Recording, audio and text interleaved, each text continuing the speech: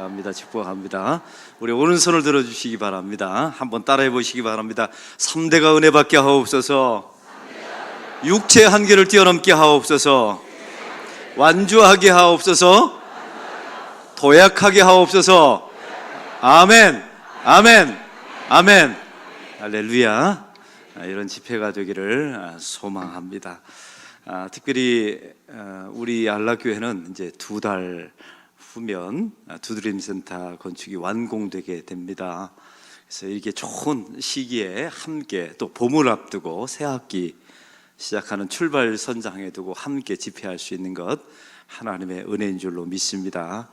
또 유근 목사님이 아주 과도한 설명을 해주셨는데 우리 좋게 얘기해 주기로 짰습니다. 몸둘 바를 모르겠는데 그래도 유구현 목사님은 거짓말할 분은 아니십니다. 저는 너무 감사한 것은 우리 교회가 건축 과정이면 많은 어려움들이 다 교회들이 있는데 이렇게 순조롭게 기도하면서 또 교회를 사랑하는 마음으로 건축 과정이 진행되는 것 하나님께 너무나 감사를 드립니다. 할렐루야. 이게 우리에게 주신 하나님의 복인 줄로 믿습니다. 또 이 마지막 건축 과정을 앞두고 외부 강사를 모셔볼까 하다가 우리 교회 건축 과정 중에서는 이 우리 안락교회를 가장 잘하는 사람은 담임 목사다라는 생각이 들어서 절박한 마음을 가지고, 누가 저보다 또 절박한 마음이 있겠습니까? 다른 목사님들보다. 그런 마음으로 함께 여러분과 말씀을 좀 나누었으면 좋겠습니다. 오늘 또 올라오면서 은퇴 원로 장로님들이 하이파이브 해주셨죠? 기분 너무 좋으셨죠? 완주합시다, 완주합시다. 사실은 2일 전에 은퇴 장로님들이 교회에 운동을 하나 벌이겠다고 저한테 제안해 주셨어요. 무슨 운동이냐면 인사하는 운동. 그래서 먼저 어른들이 인사하시겠대요. 그래서 그렇게 하시라고. 근데 오늘도 이렇게 나오셔서 인사해 주신 거 너무 감사합니다. 어제 소망교회 제가 키웠던 제자가 우리 안락교회를 방문했습니다. 근데 이 친구가 올라오더니 첫 마디가 뭐냐면, 목사님, 교회가 이렇게 밝은 줄 몰랐습니다. 그래서 뭐가 밝으냐 했더니 저는 LED가 밝은 줄 알았어요. 그랬더니 그게 아니라 교인들이 그렇게 인사를 잘하더래요. 자기를 처음 보는 사람인데 안녕하세요, 어서 오세요, 이렇게 인사하는 모습을 보고 그 다음 말이 중요합니다. 안락교회는 될 교회 같다고 이런 이야기를 하더라고요. 그래서 제가 하나님께 너무 감사하고, 또 오늘 특세한다고 이렇게 많은 사람들이 모여서 집회하는 것 하나님의 축복인 줄로 믿습니다. 특별히 자녀들과 함께하고 있는데 자녀들 대부분 조금만 지나면 이제 혼수 상태에 빠집니다. 그거 너무 깨우려고 하지 마세요. 왜냐하면 이 아이들에게 가장 중요한 것은 내 인생에 새벽 기도 해봤다는 경험이 가장 중요합니다. 할렐루야. 인생의 곤고한 날이 찾아오게 되거든요. 그때 이 아이가 새벽 기도 자리로 다시 돌아오게 됩니다. 이걸 영적 회귀 본능이라고 말해요. 자기 인생에 가장 어렵고 힘들 때 그 남대천의 연어가 그 이끼 맛을 기억했다가 또 태평양에서 놀다가 나중에 인생의 마지막에 남대천으로 올라오지 않습니까? 우리 아이들도 그런 영적인 변화, 경험들이 반드시 있게 될 줄로 믿습니다. 여러분, 그래서 잠자면 잘 자라. 사랑하는 자에게 성경이 뭘 주신다고요? 잠을 주신다고 또 하셨어요. 여러분, 이런 경험들이 그 아이들에게 영적 자산이 될 줄로 믿습니다. 이용규 선교사님이 2가지의 유명한 책을 썼어요. 하나는 내려놓음과 그 다음 후속편으로 더 내려놓음이라는 책을 썼습니다. 그 책의 주제는 이렇습니다. 사람을 가장 망가뜨리고 괴롭히고 사람을 가장 죄악된 인생으로 만드는 것은 바로 자기 숭배라는 것입니다. 이게 이 책의 전체 주제예요. 자기 중심적인 사고, 자아를 너무 사랑하는 이런 우상 숭배가 그리스도인들을 가장 망가뜨린다는 겁니다. 그래서 그걸 내려놓으라는 그런 메시지였습니다. 저는 이용규 선교사님의 이 메시지를 들으면서 어렸을 때 우리 아이들의 모습이 생각났어요. 여러분, 아이들이 키우면 제일 먼저 하는 말 가운데 대표적인 말이 뭐예요? 내 거야. 항상 그래. 이건 내 거야. 어린 아이들이 누가 가르쳐주지 않았는데도 그 말부터 배워요. 그러니까 사람은 죄성이 있는 게, 자기 중심성이 있는 게 맞아요. 어린 아이들이 거울을 본다고 합시다. 이제 한쪽만 나오는 거울이에요. 엄마가 말합니다. 그 엄마 거울 보게, 거울 좀 다오 하면 아이들은 이렇게 줍니다. 근데 어른이 되면 어떻게 줄까요? 돌려서 줘요. 엄마가 볼 수 있도록 말이죠. 근데 어렸을 때는 자기중심성이 있어서 자기중심적으로 볼 수밖에 없다는 사실이에요. 여러분, 성인도 마찬가지입니다. 조금 더 성장하면 성인은 자기중심성이 없을 것 같습니까? 항상 보면 자기중심적인 사고, 자기중심적인 감정을 가지고 살아갈 수밖에 없어요. 바로 이걸 경계하고 있었고, 이걸 내려놓으라. 그래야 신앙적으로 도약할 수 있다는 이용규 선교사님의 메시지였습니다. 2500년 전에 장자라고 하는 중국의 철학자가 있습니다. 이 철학자가 아주 재미난 우화, 사마귀 우화를 말한 적이 있었어요. 제가 여러분에게 한번 소개합니다. 여기 매미가 있습니다. 이 매미 뒤에 사마귀가 두 발을 들고 이 매미를 잡아먹으려고 노려보고 있었답니다.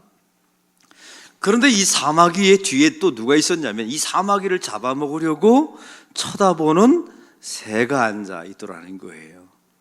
그 새 뒤를 봤더니 그 새를 쏘려고 하는 사냥꾼이 총을 가지고 새를 노리고 있더라는 거예요. 그리고 사냥꾼 뒤에 누가 있었냐면, 그 포도원 주인이 있어서 내 포도원에 총 쏴서 단 하나라도 포도알이 떨어지면 너는 죽는다 하고 노리는 포도원 주인이 뒤에서 쳐다보고 있더라는 겁니다. 이게 장자가 말한 사마귀 우화예요. 여러분, 이게 무슨 메시지냐고 사람들에게 물어봤답니다. 그랬더니 이건 양육강식 아닙니까? 이건 먹이사슬의 의미 아닙니까? 라고 대답하더라는 거예요. 근데 이 장자라고 하는 중국의 철학자가 말하고 싶은 내용이 있었어요. 내 눈앞에 있는 이익만 바라보는 사람, 내 눈앞에 있는 자기의 먹이만 바라보는 사람은 한 방에 훅 갈 수 있다. 이게 이 우화의 메시지였다는 겁니다. 그리고 2500년 동안에 수많은 사람들이 아직도 이 우화를 읽으면서 내 앞에 있는 이익, 내 앞에 있는 먹잇감을 바라보며 살면 한 방에 훅 간다는 것을 메시지로 삼고 살아간다는 말이죠. 세상 사람들도 이런 비유와 이런 철학을 말하면서 자기 자신을 비웁니다. 여러분, 하나님의 사람들은 어때야 될까요? 오늘 말씀을 통해서 바로 그런 메시지를 좀 나누기를 원합니다. 오늘 이사야 40장 21절의 배경은 이렇습니다. 남유다의 마지막 왕조입니다. 제가 여러분에게 한번 묻습니다. 남유다는 누구한테 멸망당했습니까? 바벨론의 느부갓네살 왕한테 멸망당하게 되죠. 그 남유다, 하나님의 백성 메시아가 태어날 그 왕조의 거의 마지막 부분에 히스기야라는 왕이 있었어요. 이 왕은 하나님을 잘 섬기는 왕이었고 또 우상 숭배를 철폐하려고 노력했던 왕이었습니다. 근데 히스기야가 자기 인생 말년에 죽을 중병에 걸려요. 히스기야가 이제 죽을 중병에 걸렸을 때 하나님 앞에 나아가 기도합니다. 통곡하죠. 그리고 벽을 바라보면서, 여러분, 벽을 바라본다는 것은 이런 의미예요. 하나님, 저는 이제 세상에는 어떤 소망도 없습니다. 세상을 등지고 이제 하나님만 바라보겠습니다. 이러면서 하나님 앞에 통곡하면서 살려달라고 기도합니다. 그때 하나님의 이사야를 통해서 본래 하나님께서 이런 메시지를 주셨어요. 너는 반드시 죽을 것이다. 근데 오늘 히스기야가 하나님 앞에 면벽, 하나님 앞에 벽을 두고 기도하고 통곡하게 될 때 참 놀라운 사실은 하나님의 은혜가 임해요. 그래서 15년을 그의 생명을 연장해 줍니다. 할렐루야. 15년이 연장된 거예요. 여러분, 이 사건을 보면서 우리는 이런 메시지를 자꾸만 생각합니다. 아, 기도하면 오래 살 수 있구나, 기도하면 생명이 연장될 수 있구나, 이런 메시지가 아니었습니다. 사실은 그 히스기야의 15년을 연장시켜 준 것은 남유다의 국가의 운명을 15년 연장시켜 준 거예요. 왜요? 하도 우상숭배에 빠지니까 이 나라가 멸망을 향해서 치달을 수밖에 없었거든요. 그래서 하나님께서 이 민족이 하나님 앞에 회개할 수 있는 시간을 15년 연장시켜 준 거예요. 바로 여기에 하나님의 은총이 있었던 겁니다. 여러분, 그런데 놀라운 사실은 히스기야가 그 15년 동안에 무슨 일을 했을까요? 덤으로 얻은 인생 아닙니까? 하나님의 은혜로 15년을 더 연장시켰어요. 여러분, 그 15년 동안에 남유다 백성들은 회개하지 않습니다. 하나님께서 그렇게 시간에 회개할 기회를 주셨건만 회개하지 않아요. 더 놀라운 사실은 이 히스기야가 연장된 15년 안에 아이를 하나 낳아요. 아들을 하나 낳는데 그 아들의 이름이 므낫세입니다. 한번 따라해 봅시다. 므낫세. 여러분, 므낫세가 누가 되냐면 이 남유다 왕 중에 가장 악한 왕이 됩니다. 여러분, 기가 막히죠. 하나님께서 15년의 생명을 연장시켜 주셨는데 그 안에 남유다 백성들은 회개하지 않아요. 그리고 정작 히스기야가 그 연장된 15년 기간 동안에 아이를 낳았는데 그 아이가 남유다를 완전히 망가뜨리는 므낫세라고 하는 우상 숭배에 빠진 아들을 낳습니다. 기가 막힌 일이죠. 15년이 어이없는 시간이 되어버린 거예요. 더 놀라운 사실은 하나님께서 이 히스기야 병을 고쳐주셨죠. 그랬더니 바벨론이라고 하는 나라에서 사절단을 보냅니다. 축하 사절단. 당신이 죽을 병에 걸렸다가 살아났다는 사실을 축하하기 위해서 사절단을 보내요. 근데 이게 그냥 사절단이 아니었습니다. 이 남유다를 멸망시키기 위한 계략이면서 정탐이었던 거예요. 근데 히스기야가 그 바벨론의 사절단이 올 때 자기의 무기고를 보여줍니다. 자기 왕궁에 얼마나 많은 금은 보화가 있는지를 보여준 거예요. 여러분, 묻습니다. 누구를 자랑하기 위해서요? 하나님께서 나의 생명을 연장시켜 주셨고 하나님께서 이 나라를 부강하게 만들어 주셨습니다. 이걸 자랑하고 싶었던 게 아니라 내가 얼마나 대단한 사람인지, 내가 얼마나 강력한 나라의 군주인지를 자랑하고 싶었던 거예요. 여러분, 하나님께서 그의 15년 생명 연장시켜 주신 것을 어떻게 생각하셨을까요? 성경에는 안 나와 있지만 후회하셨을 겁니다. 여러분, 그래서 이사야 선지자를 보내서 예언하십니다. 이 나라가 반드시 바벨론에 의해서 멸망할 것이다. 너의 자녀들이 바벨론 땅에 끌려가서 환관, 내시가 될 것이다. 이 예언을 합니다. 이게 오늘 본문의 이야기예요. 참 놀라운 사실은 우리 하나님께서 이런 심판의 메시지를 주시고 나서 참 우리 하나님은 마음이 약하세요. 이 민족을 사랑하셨거든요. 하나님의 백성을 사랑하셔서 40장 1절에 이렇게 말합니다. 위로하라, 내 백성을 위로하라. 한번 따라해 봅시다. 위로하라, 위로하라, 내 백성을 위로하라. 이게 이사야에게 주신 말씀이에요. 심판을 명해놓고 하나님께서 가슴이 아파서 위로하라, 내 백성을 위로하라. 그리고 오늘 성경에 40장 31절, 이게 오늘 주신 말씀입니다. 다 같이 읽겠습니다.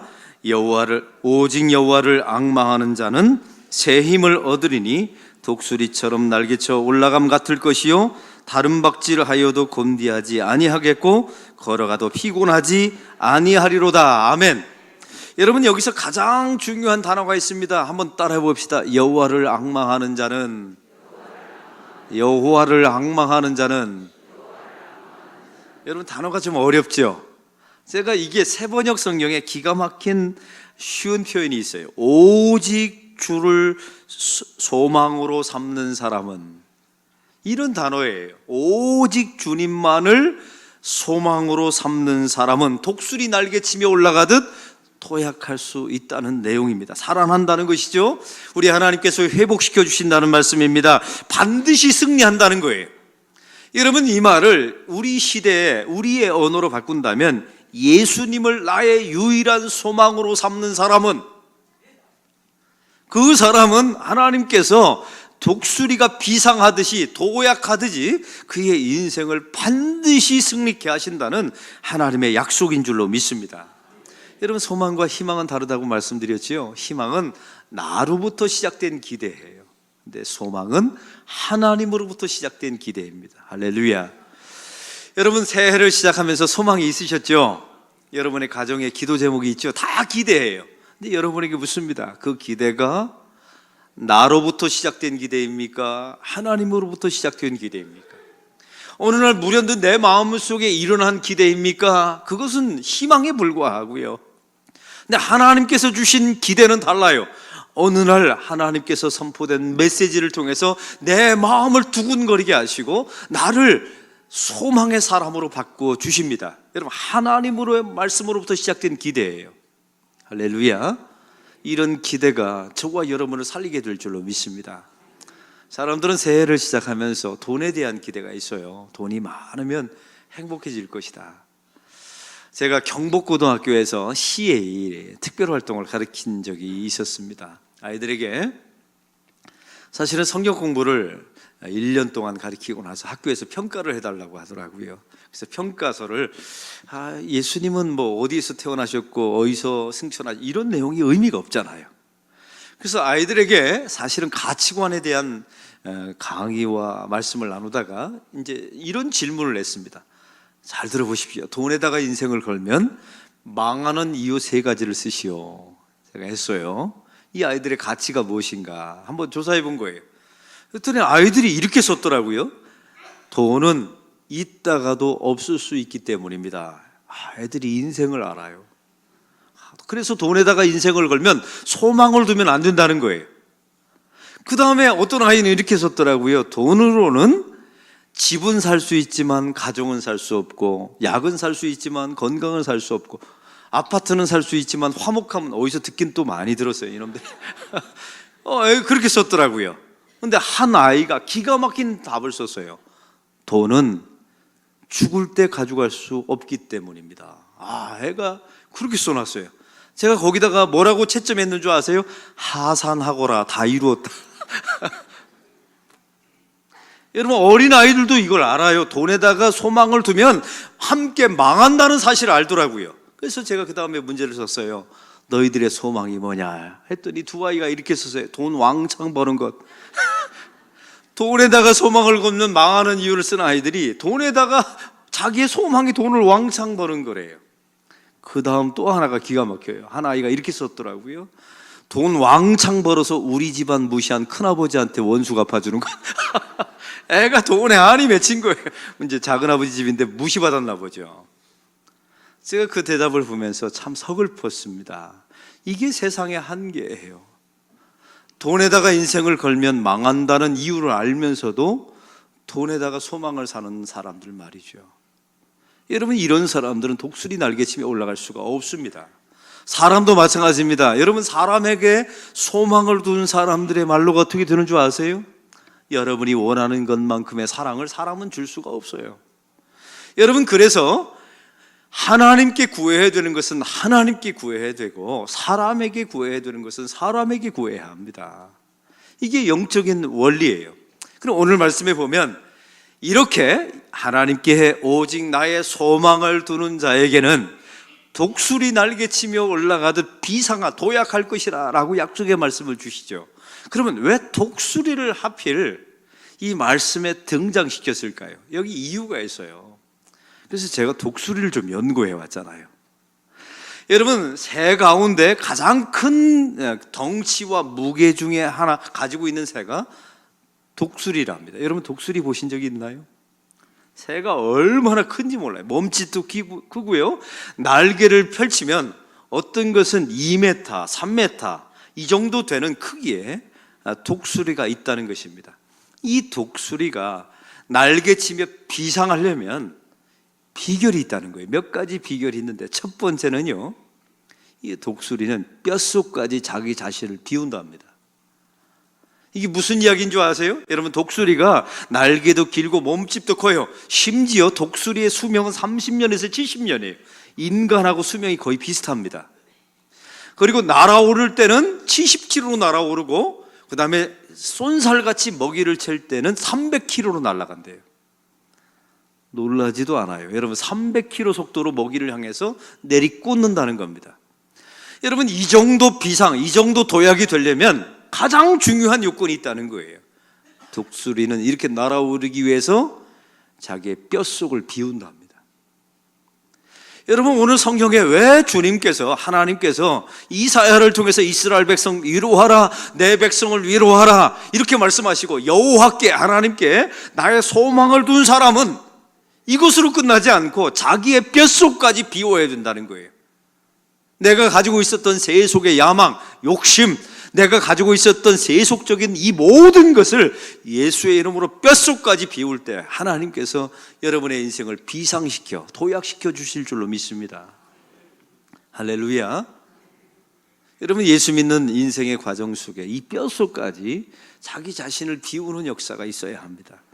베드로전서 2장 11절에 보면 오늘 아까 말씀을 읽었죠. 이렇게 시작합니다. 나그네와 행인 같은 너희에게 권하노니. 한번 따라해 봅시다. 나그네와 행인 같은 너희에게 권하노니. 여러분, 하나님의 성도들을 나그네와 행인이라고 성경은 우리에게 비유하고 있습니다. 여러분, 여기에는 이유가 있어요. 지금 여기가 우리의 본향이 아니라는 의미입니다. 항상 우리가 가야 될 고향길이 따로 있어요. 그래서 나그네와 행인은 자기의 고향을 향하여 걸어가는 순례자였던 겁니다. 또 한 가지는 단순히 떠도는 인생이 아닙니다. 나그네와 행인은 항상 목적지가 있어요. 분명한 목적지를 가지고 자기 인생의 출발점과 마지막 목적지가 있어요. 세 번째가 중요합니다. 나그네와 행인은 자기의 몸을 항상 가볍게 만듭니다. 왜요? 그 오래된 순례 인생길을 걸어가야 되기 때문에. 사랑하는 성도 여러분, 예수를 믿으면서 여러분 특별히 첫날에 그리스도 안에서 도약하기를 원하십니까? 버려야 될 것을, 그리스도 안에서 버려야 될 것을 완벽하게 버리셔야 합니다. 할렐루야. 그래서 이 베드로전서 2장 11절에 보면 나그네와 행인 같은 너에게 권하노니 이렇게 말하고 그 다음에 두 가지를 말씀하세요. 육체의 정욕을 제어하라. 한번 따라해 봅시다. 육체의 정욕을 제어하라. 여러분, 이 말씀은 이런 의미입니다. 너희 몸이 원하는 대로 살아가면 안 된다는 겁니다. 특별히 너의 몸이 싫어하는 것, 특별히 하나님의 백성으로서 필요 없는 이 육적인 정욕을 빼고 비워라, 내려놓으라. 주님께서 말씀하고 있어요. 여러분, 영성 훈련이라는 것이 무엇입니까? 몸이 싫어하는 것만 골라 하면 돼요. 여러분, 어떻게 하면 비울 수 있나요? 새벽 기도하면 비울 수 있어요. 여러분, 이 새벽 제단에 나와서 하나님 앞에, 그래서 오늘 큐티 할 때 우리 교회 매일 새벽 예배 하잖아요. 내가 하지 말아야 될 것, 해야 될 것. 첫째는 하지 말아야 될 걸 적어요.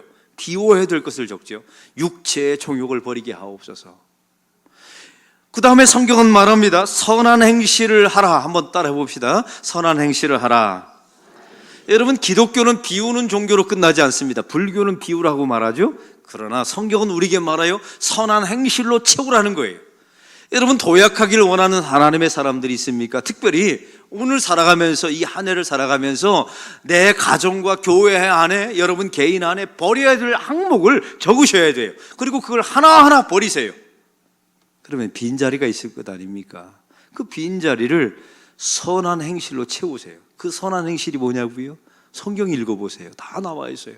하나님 앞에 기도하는 선한 행실, 누군가를 섬기는 섬김의 선한 행실, 오늘 나오면서 아이파이브 하는 누군가를 기쁘게 하는 선한 행실, 이런 것들로 하나하나 채우셔야 돼요. 여러분, 그래야 하나님의 백성으로 도약할 수 있게 될 줄로 믿습니다. 그럼 오늘 말씀에 이 독수리가 뼛속까지 비웠지만 그의 소망을 하나님께 두는 마음으로 채웠다는 의미입니다. 바로 그런 사람들이 도약할 수가 있어요. 또한 두 번째 독수리의 특징이 있습니다. 아까 말씀드렸죠? 독수리가 올라갈 때는 70km로 올라가요. 느리죠. 왜냐하면 자기의 모든 에너지를 다 씁니다. 그리고 정상에 올라간 후에, 먹잇감을 본 후에는 내려올 때는 300km로 내려옵니다. 그럼 여기서 우리에게 중요한 영적 메시지가 있어요. 여러분의 인생이 300km 인생이 되기를 원하십니까? 그러면 자기의 모든 에너지와 힘을 다해서 비록 느리지만 정상까지 올라가셔야 돼요. 여러분, 예수 믿는 과정, 기도하는 과정은 바로 그런 과정이에요. 여러분, 아무나 300km를 내는 게 아닙니다. 여러분, 교회 안에 보면 영적으로 승리하고 자기 가정의 문제와 자기 삶의 문제를 해결하는 300km의 성도를 보면 처음에 자기의 모든 힘과 에너지와 이런 걸 다 동원해서 정상까지 올라간 사람들이 솟구치어서 내려올 수 있는 거예요. 기도 없이 하나님의 일이 이루어지지 않습니다. 말씀을 날마다 사모하고 큐티하고 묵상하는 일이 70km, 그 지난한 과정. 여러분, 로켓가 올라갈 때 자기 연료의 몇 %를 올라가는데 쓴다고요? 70% 이상을 쓴답니다. 왜요?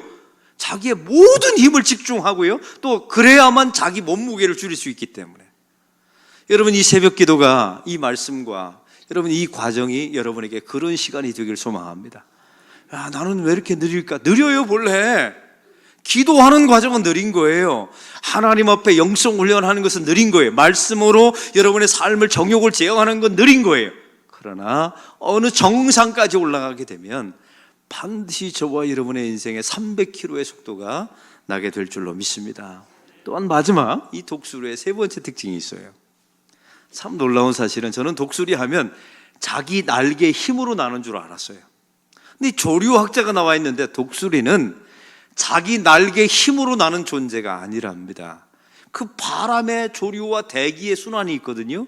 그걸 기가 막히게 읽어서 그 바람을 타는 존재라는 거예요. 할렐루야. 여러분, 그래서 오늘 성경이 여호와께 나의 소망을 두는 사람은 독수리처럼 날개쳐 올라갈 것이며 피곤하지 않고 곤비치 않게 될 것이라는 이 말씀을 우리에게 주신 줄로 믿습니다. 여러분, 하나님의 백성들이 자기 힘으로 사는 존재가 아니에요. 자기 노력으로, 자기 의지로 살아가는 존재가 아닙니다. 의지는 발동해야죠. 자기 뼛속까지 비우는 노력이 있어야 되죠. 그리고 자기의 모든 에너지를 다 동원해서 기도 생활, 말씀 생활 하면서 정상까지 올라가야 되죠. 그러나 이 모든 과정은 하나님이라고 하는 우리의 힘을 힘입어야 우리가 도약하고 날아갈 수 있다는 사실을 잊지 마시기 바랍니다. 그래서 오늘 성경은 독수리 날개치며 올라가듯 이 독수리를 우리에게 등장시켜 주신 거예요. 여러분, 우리가 독수리를 바라보면서 거대한 몸짓, 그의 어마어마한 부리, 이런 걸 상상하지 마시고요, 아, 독수리는 뼛속까지 비우는 존재이구나, 그 커다란 정치임에도 도약할 수 있는 이유가 여기 있었구나를 잊지 마시기 바랍니다. 할렐루야. 그리고 그냥 300km가 나오는 게 아닙니다. 그 70km까지 진한한 에너지와 기도와 하나님 앞에 씨름하면서 올라가게 될 때 결국 정상에서 300km의 속도가 나오는 거예요. 우리의 힘으로 사는 존재가 아닙니다.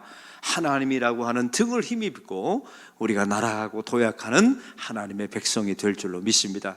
바로 그런 자들에게 우리 주님께서 도약할 수 있는, 점프할 수 있는 능력과 은혜를 주실 줄로 믿습니다. 우리 사랑하는 성도 여러분, 이번에 주님 앞에 기대하고 소망하는 바가 많이 있으시죠? 그 소망하고 기대하는 바를 하나님께 두시기 바랍니다. 하나님을 소망하는 자는, 이게 오늘 말씀의 가장 중요한 주제예요. 그런 사람은 여러분의 인생에 없어야 되는 것, 빼야 될 것을 반드시 빼시기 바랍니다. 저도 이번에 이제 교회 증축하면서 또 목회하면서 또 우리 안락교회에서 10년 동안 목회 생활을 되돌아보면서 제 목회 속에 빼야 될 것이 무엇인가 하나님이 분명하게 몇 가지를 보여주셨어요.